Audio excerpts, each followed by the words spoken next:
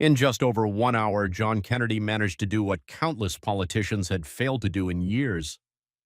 Corner Adam Schiff so completely that the man who had never lost a media battle sat in stunned, humiliated silence. What began as Schiff mocking a dumb country lawyer turned into the most devastating political exposure in recent memory. And just when it seemed Kennedy was just another easy target, he opened his briefcase revealing FBI documents, classified briefings, and evidence of something Schiff had spent 3 years hiding. Stay with us because what that simple country lawyer exposed changed everything. The Senate hearing room was packed, C-SPAN cameras rolling live. This was supposed to be Adam Schiff's easy victory over some dumb country lawyer from Louisiana. Media had already decided CNN predicted Harvard Prosecutor School's Southern Hick. Twitter was celebrating with hashtag Schiff destroys trending. Vegas odds, Schiff favored 20,001. They had no idea what was coming. Senator John Kennedy shuffled in looking like he'd gotten lost on his way to a fishing trip. Rumpled suit, old briefcase, that slow Louisiana drawl that made people think simple country folk. Adam Schiff entered like a movie star. Perfect suit, perfect hair, perfect confidence. He'd destroyed Republicans on TV for years. This would be easy. That's when Schiff made his fatal mistake. "Mr. Kennedy," Schiff said with that condescending tone that made progressives swoon, "perhaps stick to crawfish farming and leave constitutional law to those who actually understand it." The room stirred. Even by Washington standards, that was brutal. Kennedy's response was so gentle it was almost a whisper. "Well, golly, Mr. Schiff, you're right. I'm just a simple country lawyer. Went to some little school. What was it called? Oh yeah, Harvard Law School." First crack in Schiff's confidence. "And you're right, I don't know constitutional law. Just clerked for the Supreme Court, but I reckon that don't count for much." The room realized something had shifted. This wasn't the bumbling hick they'd expected. "But my daddy taught me something." Kennedy continued, reaching for his briefcase.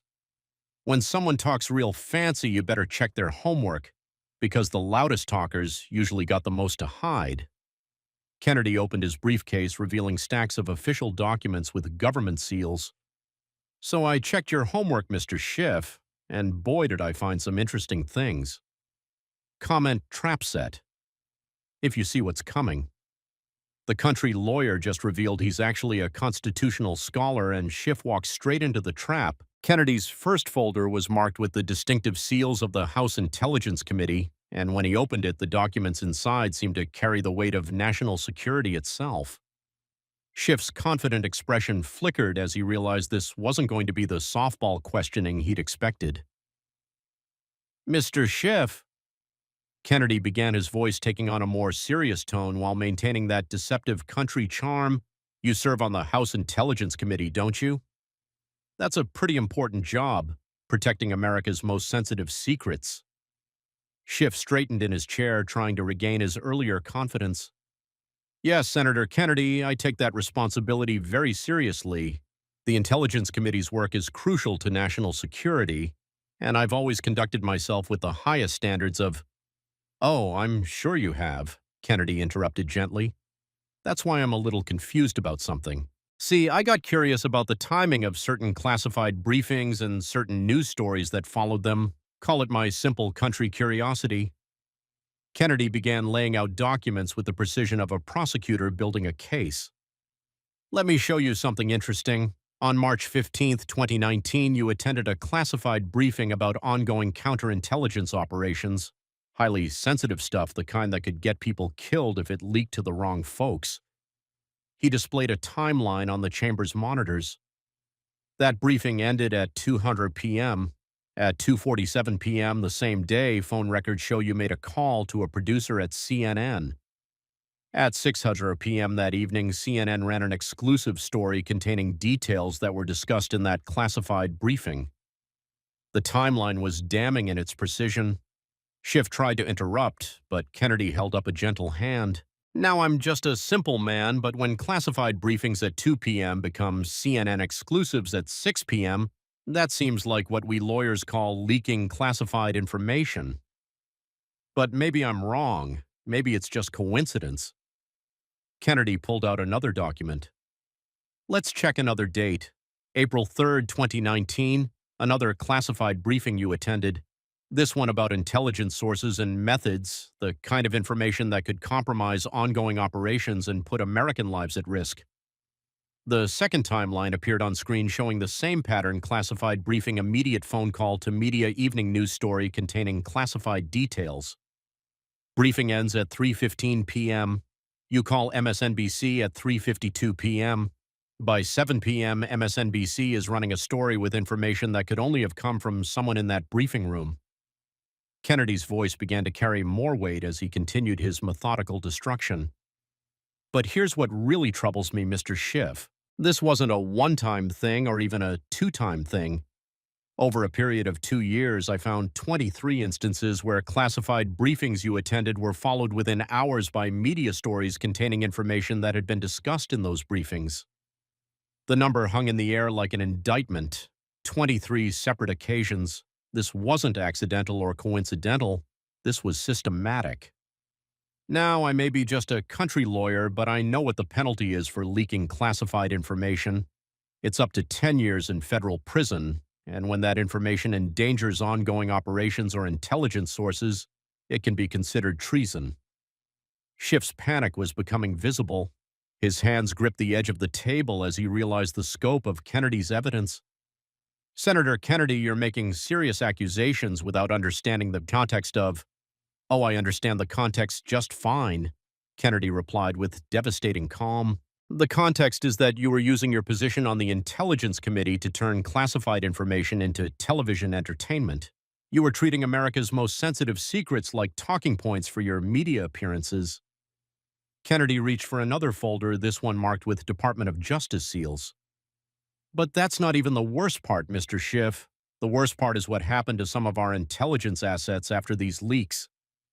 The chamber fell silent as Kennedy displayed classified documents showing the compromise of intelligence operations. 3 separate human intelligence sources were compromised and had to be extracted from hostile countries. 2 ongoing counter-terrorism operations were blown. 1 American intelligence officer barely escaped with his life. Kennedy's voice rose with moral authority. "Real people, Mr. Schiff. Real Americans whose lives were put at risk because you couldn't resist the temptation to see your name in the newspaper and your face on television." He fixed Schiff with a stare that carried the full weight of constitutional authority. "You took an oath to protect and defend the Constitution and the American people. Instead, you turned the House Intelligence Committee into your personal media operation with classified information as your currency." Kennedy began pacing his Southern gentleman facade, giving way to prosecutorial intensity. "Every phone call you made to CNN, every leak you provided to MSNBC, every classified detail you shared with reporters, that wasn't oversight, Mr. Schiff. That was betrayal. Betrayal of your oath, betrayal of your colleagues, and betrayal of the American people who trusted you with their most sensitive secrets." Schiff sat in stunned silence, unable to formulate a response that wouldn't constitute either perjury or an admission of guilt. "But we're just getting started," Kennedy said, reaching for his next folder. "Because leaking classified information for media attention was just your warm-up act. What you did with the Russia investigation makes those leaks look like jaywalking. Smash that like button if you think leaking classified information for media attention is treason. The next part will show you how deep this corruption really goes." Kennedy's next folder was thicker than the first 2 combined, bound with FBI seals and marked with classifications that made even the security personnel in the chamber shift nervously. When he opened it, the documents inside seemed to pulse with the weight of 3 years of American political upheaval. "Mr. Schiff," Kennedy began, his voice taking on the methodical cadence of a prosecutor delivering a closing argument, "you spent 3 years telling the American people that you had seen evidence in plain sight of Donald Trump colluding with Russia. That's what you said, isn't it?" Before Schiff could answer, Kennedy gestured to the chamber's main monitors. Video clips began playing, a montage of Schiff's television appearances spanning from 2017 to 2020. His voice echoed through the chamber as he made claim after claim about evidence coordination and criminal conspiracy. "We have seen evidence in plain sight. Schiff's recorded voice declared on CNN. There is evidence of collusion, he insisted on MSNBC. The evidence is hiding in plain sight, he repeated on every network that would have him. Kennedy let the clips play for several minutes, the cumulative effect devastating. This wasn't a politician making occasional statements. This was a systematic campaign of claims about evidence that, as America would soon learn, never existed. According to my staff's count, Kennedy said, producing a calculator with theatrical precision, you made public claims about having evidence of Trump-Russia collusion 237 times over 3 years. That's an average of once every 4.5 days, Mr. Schiff. You built your entire political brand on having secret evidence that proved Donald Trump was a Russian agent. Kennedy began writing numbers on a whiteboard that had been set up for the hearing.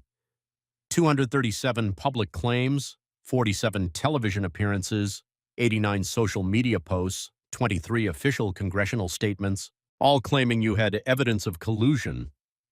He turned to face Schiff directly. Now, I may be just a country lawyer, but I got curious about what evidence you actually had. So I did what any good detective would do. I looked at the classified briefings you attended, the FBI reports you received, and the intelligence assessments you were privy to. Kennedy produced a stack of FBI documents, each marked with official seals and classification stamps. These here are the actual FBI briefings you attended during the Russia investigation, internal memos, intelligence assessments, and briefing materials that were provided to the House Intelligence Committee. The first document appeared on the monitors, heavily redacted but with key passages highlighted. This is from a briefing you attended on January 23, 2018. The FBI explicitly told the committee, quote, no evidence of coordination between Trump campaign and Russian government has been identified. To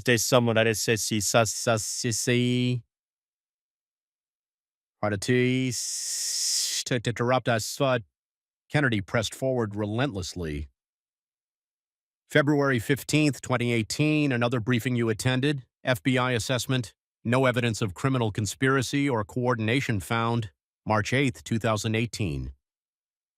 Investigation has not substantiated allegations of collusion, April 12, 2018. No evidence of coordination between any Trump associates and Russian intelligence services. Kennedy's voice gained momentum as he documented each briefing. 19 separate occasions, Mr. Schiff. 19 times the FBI briefed your committee that they had found no evidence of the collusion you were claiming existed, and yet you continued going on television claiming you had seen evidence in plain sight. Kennedy pulled out his calculator again, the sound of the buttons clicking in the silent chamber like a drumbeat of accountability. Let me see if I got this math right. The FBI told you no evidence 19 times. You told the American people lots of evidence 237 times. That's a ratio of about 12 lies for every truth you were told. The mathematical precision was devastating. This wasn't about interpretation or nuance. This was about documented lies told repeatedly over 3 years. Now I may have gotten my education in the Louisiana Bayou, Kennedy continued, but when someone tells me no evidence 19 times and I keep saying lots of evidence, we call that something specific back home. We call it lying. Kennedy produced another set of documents, these bearing the seal of Special Counsel Robert Mueller's office. But it gets worse, Mr. Schiff, because you didn't just lie about evidence, you actively promoted what you knew was Russian disinformation. The monitors displayed portions of the Steele dossier alongside classified briefings about its origins. This here is the famous Steele dossier that you promoted as credible intelligence, and this is a classified briefing from August 2017, where you were explicitly told that the dossier was likely Russian disinformation designed to interfere in American elections. Kennedy's voice rose with constitutional indignation. You were told, in a classified briefing, that the Russians had fed false information to Christopher Steele specifically to disrupt American democracy. And what did you do with that information? You went on television and promoted it as evidence of Trump-Russia collusion. He began pacing his country lawyer facade, completely gone, now replaced by the righteous anger of a constitutional scholar. So let me make sure I understand this correctly, Mr. Schiff. The Russians created disinformation to interfere in our election. You were briefed that it was Russian disinformation, and then you spent 3 years promoting that Russian disinformation to the American people. Kennedy stopped pacing and fixed Schiff with a stare that could have melted steel. Mr. Schiff, who was really doing Russia's bidding, the man you accused of collusion, or the congressman who spent 3 years promoting actual Russian disinformation? The question hung in the air like a sword over Schiff's head. The irony was so complete, so devastating, that even Democratic members of the committee looked uncomfortable. But here's what really bothers me, Kennedy said, his voice dropping to almost a whisper that somehow carried more power than shouting. While you were lying to the American people about evidence you knew didn't exist, real investigations into real threats were being ignored, resources were wasted, trust in our institutions was destroyed, and all for what? So you could be the star of cable news. Kennedy reached for his next folder. When you testified under oath to this very committee that you had seen evidence in plain sight of collusion, were you referring to these FBI briefings that said there was no evidence? Or were you referring to some other evidence that somehow nobody else has ever seen? Schiff's silence was answer enough. I'm just asking. Kennedy concluded with devastating gentleness.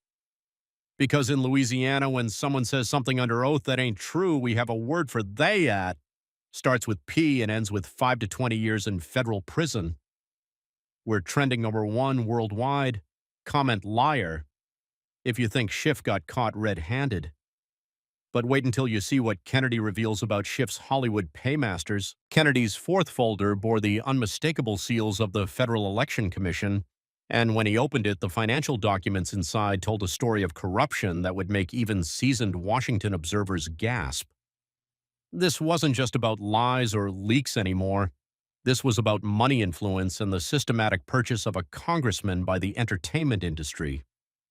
Mr. Schiff, Kennedy began pulling out what appeared to be a comprehensive financial analysis. I got curious about something while I was researching your Russia claims. See, lying to the American people is bad enough, but I wondered if there might be a profit motive behind all that lying. Kennedy began displaying campaign finance records on the chamber's monitors. According to Federal Election Commission filings between 2017 and 2023, you received $2.8 million in campaign contributions from entertainment industry sources. That's a mighty impressive haul for someone representing Burbank, California. The numbers were staggering, but Kennedy wasn't finished with his financial archaeology. But that's just your campaign account, Mr. Schiff. Let's talk about your personal finances during the same period. Kennedy produced a series of bank records and financial disclosures.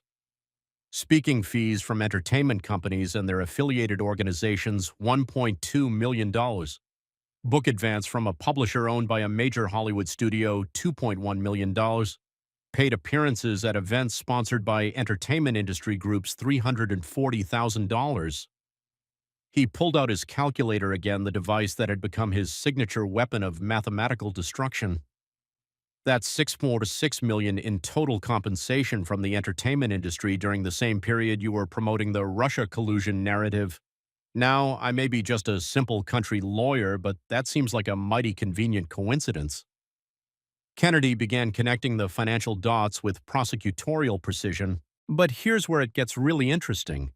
Your biggest donors weren't just giving you money out of the goodness of their hearts. They were buying specific votes on specific issues that affected their bottom line. The monitors displayed a side-by-side comparison that was damning in its clarity. Major entertainment industry donations on the left, Schiff's votes on technology and censorship bills on the right. The correlation was perfect. Every single time big tech in Hollywood wanted Congress to expand censorship powers, guess who voted their way every single time? Kennedy's voice carried the weight of documented proof. When they wanted Section 230 expanded to give them more power to silence conservatives, you voted yes. When they wanted government pressure on social media companies to censor dissenting voices, you provided that pressure. Kennedy produced internal communications that had been subpoenaed from various tech companies. These emails showed direct coordination between your office and major social media platforms. You weren't just voting for censorship, you were actively coordinating it. The documents revealed a systematic pattern of Schiff's office reaching out to Facebook, Twitter, and YouTube to request specific content be removed or restricted. The timing of these requests coincided perfectly with his major donors' business interests. Mr. Schiff, you turned your congressional office into a censorship coordination center for your Hollywood paymasters. Kennedy said his country charm completely replaced by prosecutorial fire. When conservative voices threatened their narrative control, you made sure those voices were silenced. But Kennedy wasn't finished with the financial corruption. He produced another set of documents showing how Schiff's family had profited from his political positions. Let's talk about your family business, Mr. Schiff. Your wife's consulting firm received $890,000 in contracts from entertainment companies during your tenure on the Intelligence Committee. Your brother-in-law's production company got $1.2 million in deals with studios that were major donors to your campaigns. Kennedy began laying out a flowchart that showed money moving from entertainment companies to Schiff's campaigns, then to his family members through various business arrangements. You didn't just sell your vote, Mr. Schiff. You turned your entire family into a money laundering operation for Hollywood influence. The evidence was overwhelming. This wasn't just about individual donations or speaking fees. This was a systematic corruption scheme that had enriched Schiff and his family while giving entertainment industry donors unprecedented control over congressional policy. But here's what really gets me, Kennedy said, his voice rising with moral indignation. While you were getting rich off lying about Russia collusion, real threats to American democracy were being ignored. Chinese influence operations, actual foreign interference in our elections, genuine national security threats, all pushed aside so you could chase your conspiracy theories and enrich your bank account. Kennedy produced intelligence assessments showing various threats that had been downplayed or ignored while the committee focused on the Russia investigation. Your obsession with a hoax investigation meant that real investigations into real threats were underfunded and understaffed. He fixed Schiff with a stare that carried the weight of absolute moral authority. You took $646 million from people who wanted to control American political discourse, and you gave them exactly what they paid for. You used your position on the Intelligence Committee to silence their critics and promote their narratives. Kennedy's final blow in this section was delivered with devastating simplicity. Mr. Schiff, the question isn't whether you're corrupt. The evidence of your corruption is sitting right here on this table. The question is whether you have any shame left about betraying the American people for money. Schiff sat in silence, unable to defend against documented financial records that told the story of his corruption better than any accusation could. But we're not done yet, Kennedy said, reaching for another folder, because taking money from Hollywood to promote lies was just the warm-up. What you did to silence American citizens makes that financial corruption look like petty theft. Drop A if you think Schiff sold out America for Hollywood money, but the next part about election interference will blow your mind. Kennedy's fifth folder was marked with the seals of multiple intelligence agencies and bore a classification level that made everyone in the chamber understand they were about to witness something unprecedented. This wasn't just about financial corruption anymore. This was about the systematic suppression of American citizens' constitutional rights in service of political power. Mr. Schiff, Kennedy began, his voice carrying the gravity of someone about to expose an attack on American democracy itself. Let's talk about October 2020. Let's talk about how you interfered in a presidential election by silencing true information about a candidate's family. Kennedy produced a timeline that would become one of the most important documents in American political history. October 14, 2020. The New York Post publishes a story about Hunter Biden's laptop containing evidence of potential corruption involving Joe Biden and his family's business dealings. The timeline appeared on the monitors showing the rapid sequence of events that followed. October 14th, 3:47 p.m., approximately 4 hours after the story breaks, you appear on CNN claiming the laptop story is Russian disinformation without providing any evidence for that claim. Kennedy's voice began to build with prosecutorial intensity. October 14th, 6:23 p.m., you coordinate with 51 former intelligence officials to sign a letter claiming the laptop story has all the classic earmarks of a Russian information operation. The letter appeared on screen with Schiff's coordination emails clearly visible. Kennedy had somehow obtained communications that showed Schiff's direct involvement in organizing the intelligence official's statement. Now, Mr. Schiff, here's what troubles me about that letter, Kennedy said, producing FBI documents that had been declassified for the hearing. At the time you organized this letter claiming Russian disinformation, the FBI had already authenticated the laptop as genuine. They'd had it for nearly a year and had verified its contents. The FBI authentication documents were damning. They showed that the Bureau had verified the laptop's authenticity in late 2019 and had been investigating its contents throughout 2020. When Schiff organized the disinformation letter, he was contradicting known facts.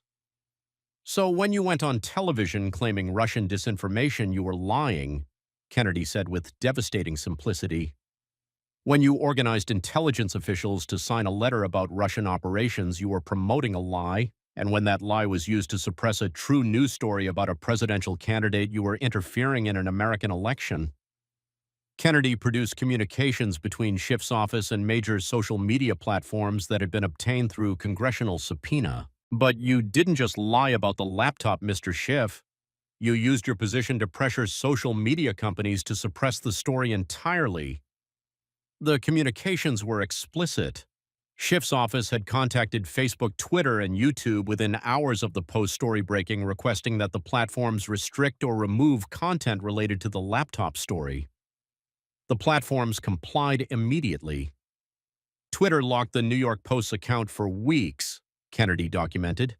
Facebook reduced the story's distribution by 95%. YouTube removed videos discussing the laptop contents, all because you told them it was Russian disinformation when you knew it wasn't. Kennedy began pacing his constitutional expertise on full display. Mr. Schiff, the First Amendment prohibits Congress from abridging freedom of speech or freedom of the press. But you found a workaround, didn't you? You couldn't legally censor the press, so you got your big tech donors to do it for you. The constitutional violation was clear and documented. Schiff had used his government position to pressure private companies to suppress news coverage that could affect an election. It was exactly the kind of government interference in elections that the Constitution was designed to prevent.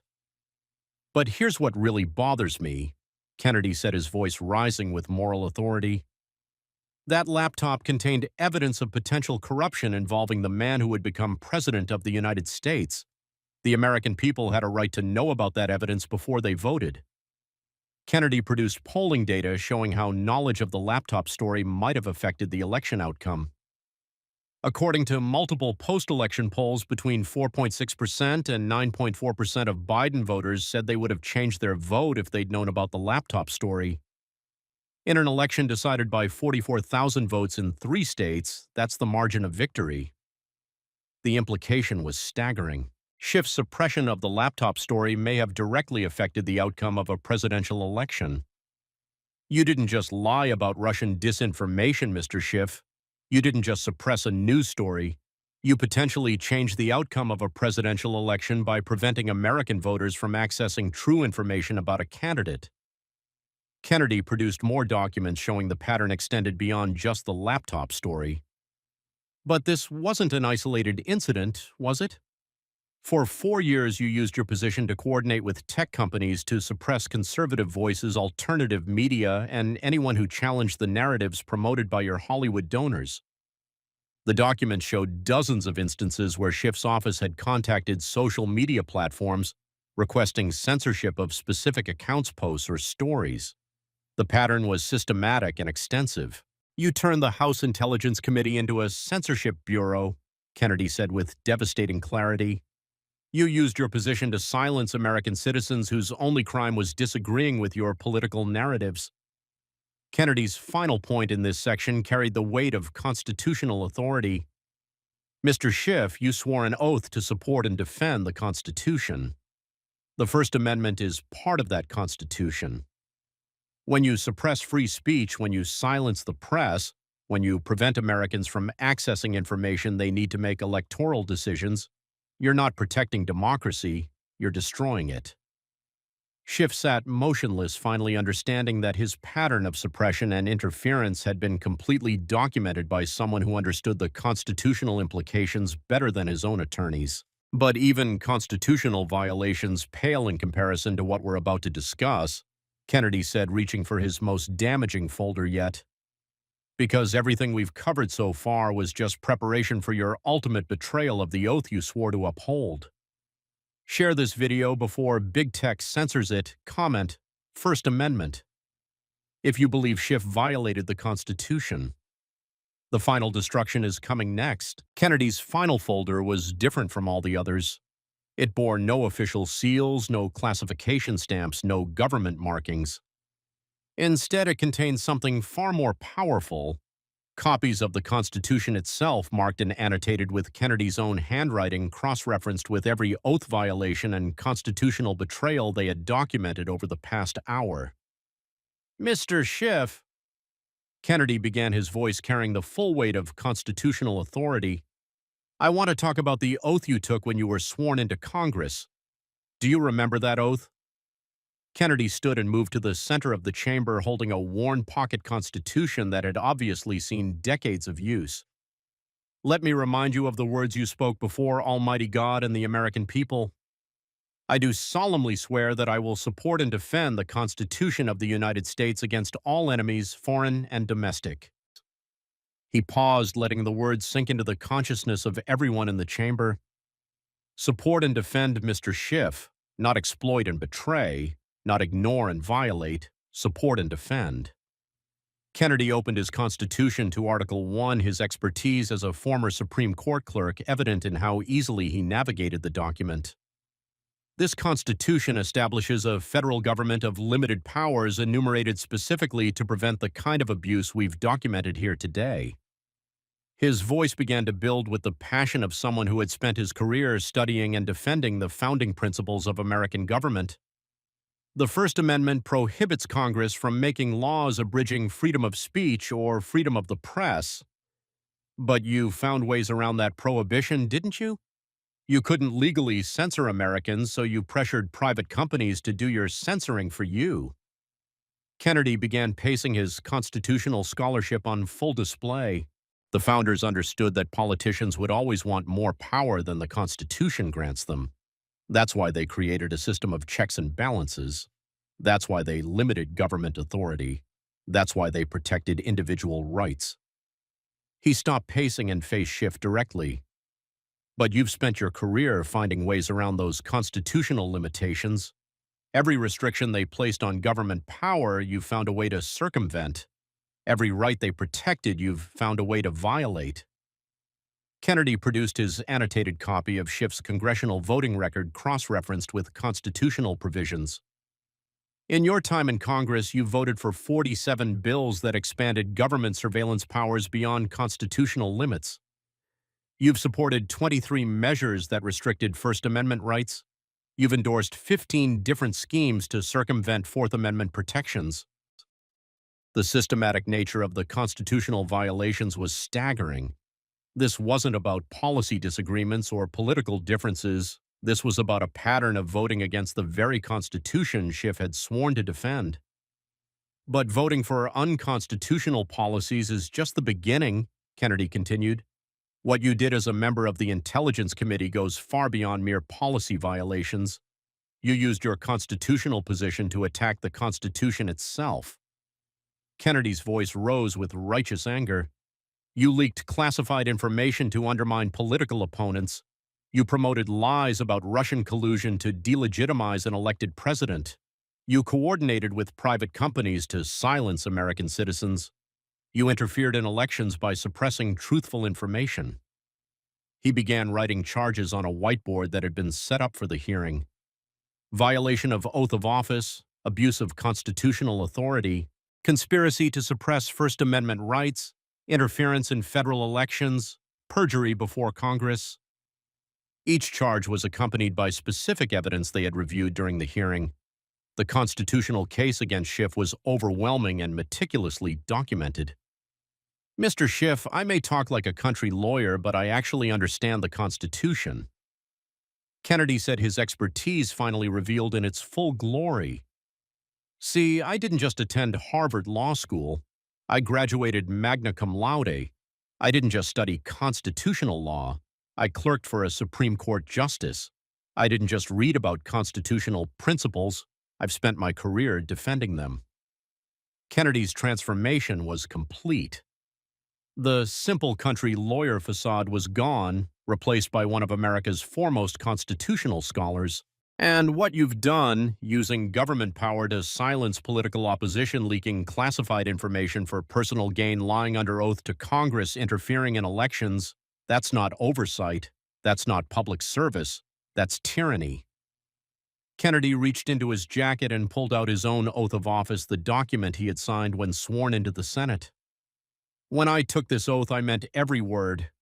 I swore to support and defend the Constitution against all enemies, foreign and domestic. Today, I'm fulfilling that oath. His voice became cutting. Because you've become a domestic enemy of the Constitution, Mr. Schiff. You've used your position to attack the very document you swore to defend. You've perverted constitutional authority for personal and political gain. Kennedy's next words would be quoted in constitutional law textbooks for generations. The founders feared exactly what you represent, someone who would use American institutions to serve their own power rather than the American people. They designed our system to prevent politicians like you from accumulating the kind of unchecked authority you've wielded. He opened his Constitution to the 10th Amendment. The powers not delegated to the United States by the Constitution nor prohibited by it to the states are reserved to the states respectively or to the people, not to Adam Schiff, not to the Intelligence Committee, to the states and to the people. Kennedy's voice reached a crescendo of constitutional authority. You've forgotten the most basic principle of American government, that political power belongs to the people, not to the politicians who temporarily exercise it. You've used the people's power to attack the people's rights. He fixed Schiff with a stare that carried the weight of 250 years of American constitutional tradition. Mr. Schiff, you haven't just violated your oath of office. You've betrayed the fundamental trust that makes representative government possible.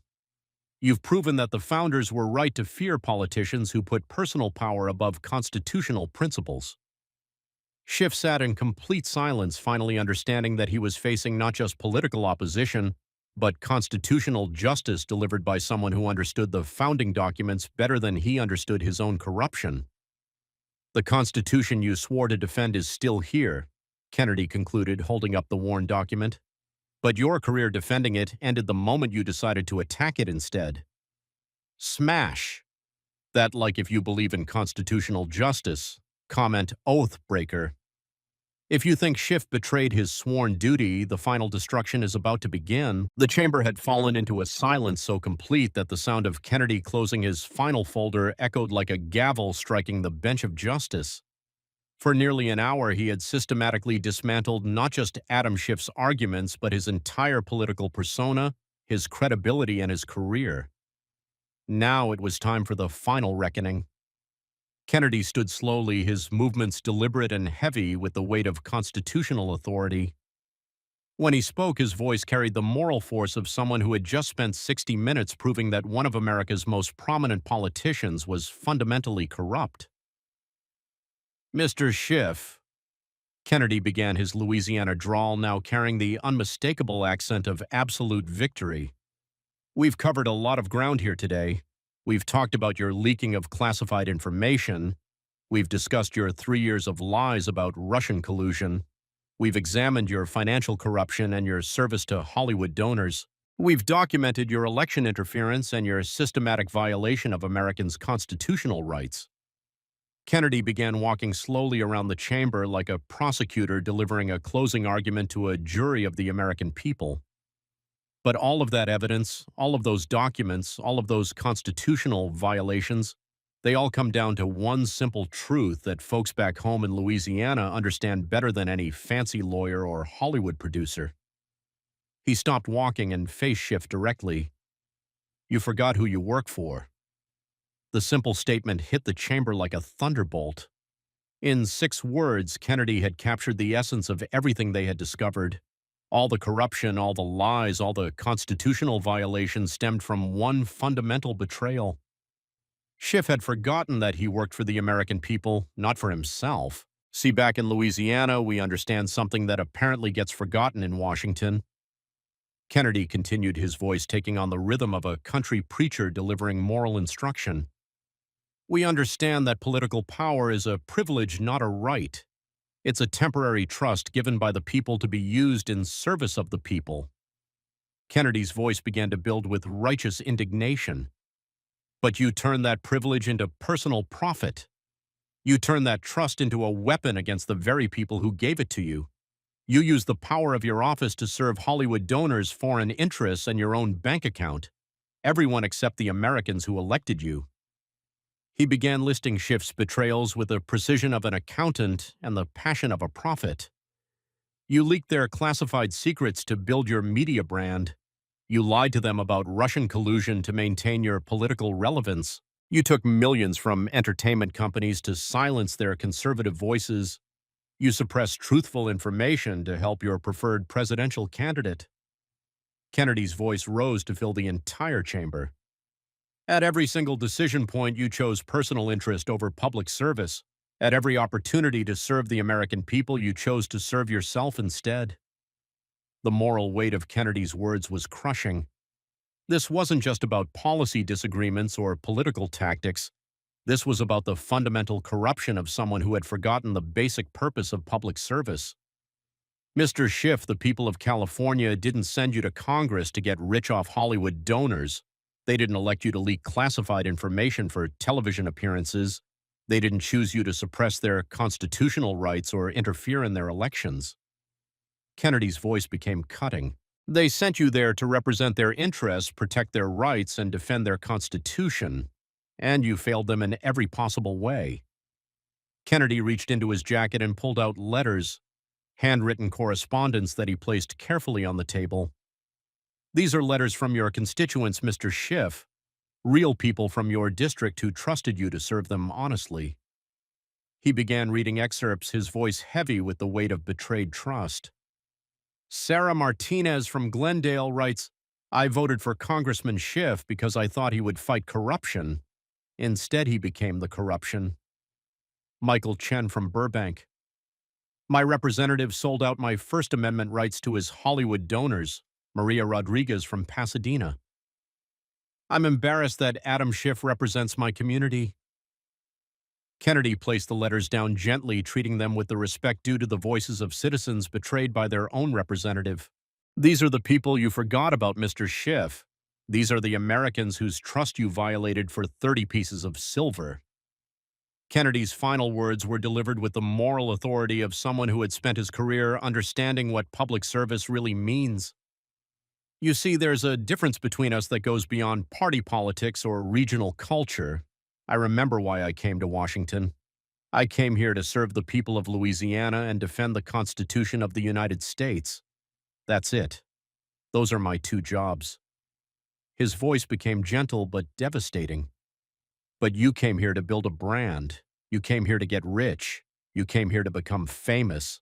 And when those personal ambitions conflicted with your duty to the American people, you chose personal ambition every single time." Kennedy moved to stand directly in front of Schiff, close enough that his words carried the intimate force of personal judgment. "The tragedy isn't that you're corrupt, Mr. Schiff. The tragedy is that you had the privilege of serving 700,000 Americans in Congress, and you wasted that privilege on personal enrichment and political theater." Kennedy's voice dropped to barely above a whisper, but somehow it carried to every corner of the chamber. "Back home in Louisiana, we have a saying, you can put a Harvard degree on a corrupt politician, but he's still just a corrupt politician." The comparison was devastating in its simplicity. All of Schiff's education experience and sophistication meant nothing when measured against his fundamental failure of character. "Mr. Schiff, sometimes simple country truth beats fancy city lies. Sometimes constitutional principles matter more than political ambition. And today, the American people got to see what happens when someone who actually remembers his oath meets someone who forgot why he took it. At that moment, something unprecedented happened. The chamber erupted in applause, not just from Republicans, but from gallery observers, staff members, and even some Democratic colleagues who could no longer defend the indefensible. The applause continued for nearly 5 minutes, a spontaneous expression of relief that someone had finally held power accountable to principle. Schiff sat motionless throughout the ovation, staring at the table in front of him, unable to meet Kennedy's eyes or face the cameras that were broadcasting his complete humiliation to millions of Americans. His political career had just ended, not with a bang, but with the quiet devastation of documented truth delivered by a man who understood the Constitution better than Schiff understood his own corruption. When the applause finally died down, Kennedy delivered his final judgment with the calm authority of constitutional justice served. "The Constitution works, Mr. Schiff. It just took a simple country lawyer to remind everyone how." The 30 seconds of silence that followed Kennedy's final words will be remembered as one of the most powerful moments in American political history. In that silence, everyone in the chamber, and millions watching across the country, understood that they had just witnessed something unprecedented: the complete constitutional destruction of a career politician by someone who actually understood what public service means. Schiff sat motionless, staring at his hands, unable to formulate any response to the systematic documentation of his corruption and constitutional violations. His expensive attorneys whispered frantically among themselves, but they all understood that no legal strategy could overcome the devastating evidence Kennedy had presented. This wasn't a matter of legal technicalities or procedural defenses. This was about documented facts and constitutional principles. Democratic staffers in the chamber began frantically checking their phones, trying to gauge the reaction on social media and cable news. What they found was devastating. Even liberal commentators were struggling to defend Schiff against Kennedy's evidence-based assault. CNN's initial coverage focused on explosive allegations rather than dismissing them. MSNBC anchors looked visibly shaken as they tried to process the scope of Kennedy's documentation. Within minutes of Kennedy's closing statement, social media exploded with unprecedented force. Schiff, destroyed, shot to #1, trending worldwide, accumulating over 2 million mentions in the first hour. Country justice and Hatch constitutional accountability followed close behind as Americans across the political spectrum shared clips of Kennedy's most devastating moments. The most viral clip wasn't Kennedy's evidence presentation or constitutional lecture. It was the 30 seconds of Schiff sitting in stunned silence after Kennedy's final words. The image of a powerful politician completely unable to defend his actions became an instant meme shared millions of times with captions like, "When the country lawyer actually knows the Constitution," and "The moment a career ended." Conservative Twitter erupted in celebration, but surprisingly many moderate and even liberal users began sharing the clips as well. Kennedy's focus on constitutional principles rather than partisan attacks had created something rare in modern politics, a moment that transcended party lines because it spoke to fundamental questions about honesty and accountability in government.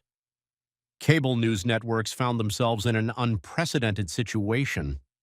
The evidence Kennedy had presented was too well documented and specific to dismiss as partisan theater.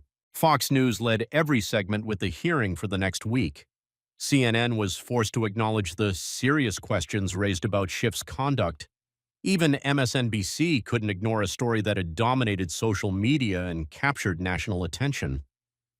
Late-night comedy shows, which had regularly featured Schiff as a heroic figure fighting Trump, suddenly found themselves with unusable material. Stephen Colbert's writers reportedly scrapped an entire week's worth of scripts. Saturday Night Live quietly removed a planned Schiff appearance from their upcoming show. The political implications were immediate and devastating. Within 48 hours, House Democratic leadership announced that Schiff would be stepping back from his Intelligence Committee assignments pending review of recent allegations. Nancy Pelosi, who had championed Schiff throughout the Russia investigation, issued a carefully worded statement that avoided defending his specific actions. Republican leaders, meanwhile, recognized they were looking at a political superstar. Kennedy's combination of constitutional expertise, communication skills, and ability to document liberal corruption with devastating precision made him an immediate presidential contender. Within a week, major conservative donors were reaching out to his office.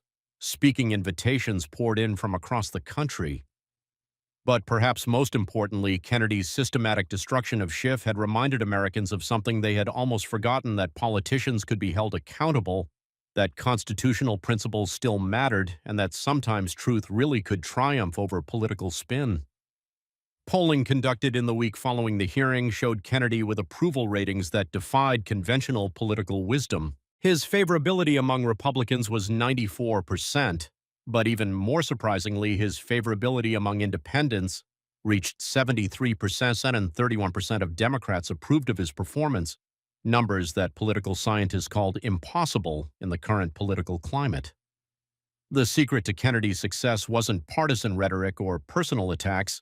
It was his methodical presentation of documented evidence and his obvious respect for constitutional principles. Americans across party lines responded to someone who seemed to actually understand and care about the founding documents, regardless of their political preferences. For Schiff, the aftermath was professionally catastrophic. Fundraising dried up as even Hollywood donors distanced themselves from the documented corruption. Speaking engagements were canceled. Book deals were quietly withdrawn. The man who had built his career on cable news appearances found himself unwelcome on the very networks that had made him famous. More importantly, federal prosecutors began reviewing Kennedy's evidence for potential criminal referrals. When a sitting congressman presents documented evidence of perjury, classified information leaks, and election interference to a congressional committee, the Justice Department is obligated to investigate. The simple country lawyer from Louisiana had just reminded Washington and America that the Constitution still works when someone has the knowledge and courage to defend it. Sometimes it just takes the right person asking the right questions with the right evidence to prove that in America no one, absolutely no one, is above the law. Smash that like button if you believe constitutional justice was served.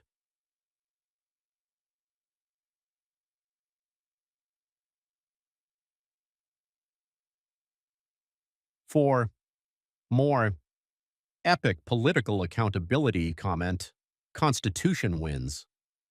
If you think this is exactly what America needed to see,